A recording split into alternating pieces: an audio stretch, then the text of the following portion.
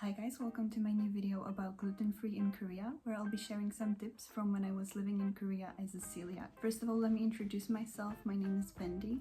I'm studying Korean studies and I'm celiac since 17, so I've been following gluten-free diet for quite a long time. And as I was living in Korea for a couple months, I want to share some tips about gluten-free diet there, so let's get into it. First of all, I'll be sharing some gluten-free places that you should visit when you're in Korea. Also, some phrases that are useful and possibly even products that you can find that are gluten-free. If you're celiac and you're planning to travel to Korea, there are some phrases and words that you should probably save and learn before going there. I definitely recommend saving the most popular allergens if you want to check that the products are gluten-free. It's really useful. The most useful words that you should definitely know are the allergens, mil, homil, bori, and gwiri. This is how you write them, and the translation you can find them in the caption as well. And also gluten-free itself, it's spelled like this. I can also link some phrases below if you're interested, but these are the main words that you should save.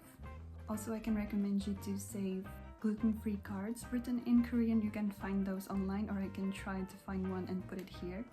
But definitely make sure to save these, especially if you don't speak the language. It will be really useful if you're trying to go to a restaurant and order a gluten-free food.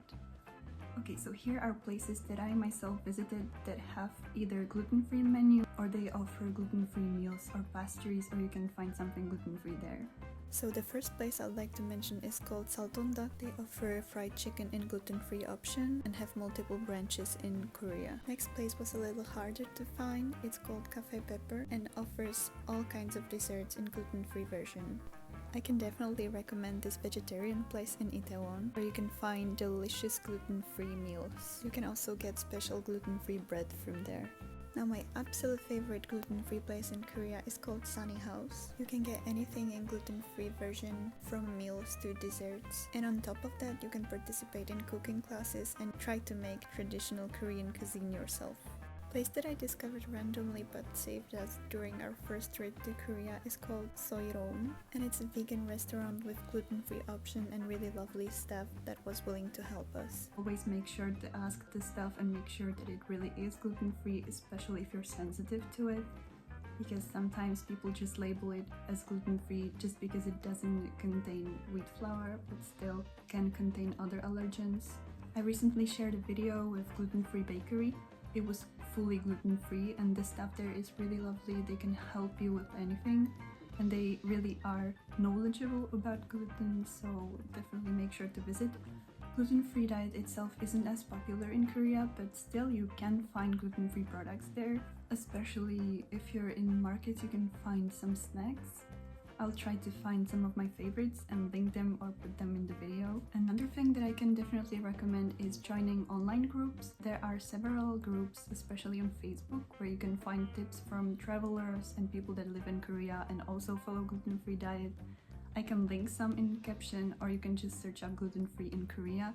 I'm part of some of the groups and people share tips on restaurants and new places all the time, so definitely make sure to check that. I can also recommend you to check gluten-free apps for travel. There are several of them. They might contain more information, so if you're traveling to Korea, look it up online because you can find additional information that I'm not aware of yet. Another tip that I have for you, if you're traveling to Korea, look up accommodation that has kitchen so you can cook your own meals.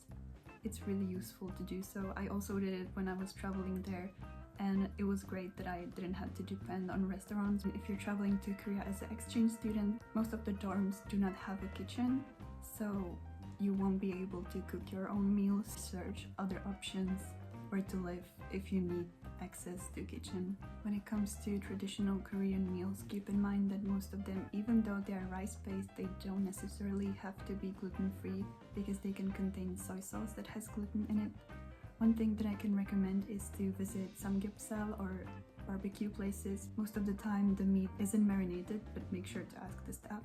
It's really good experience and it in most cases is gluten-free. In some cases you can find gluten-free alternatives to the traditional Korean food, which is great, especially in some of the markets. You can see the sweet pastries labeled as fully made out of rice, which is great. You can try those.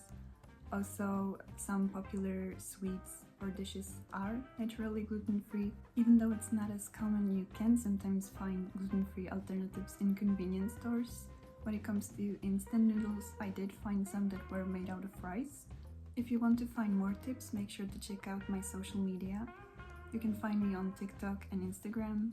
This is it for today's video. I hope you found it useful and learned something valuable for your next trip to Korea. Thank you for watching. Bye!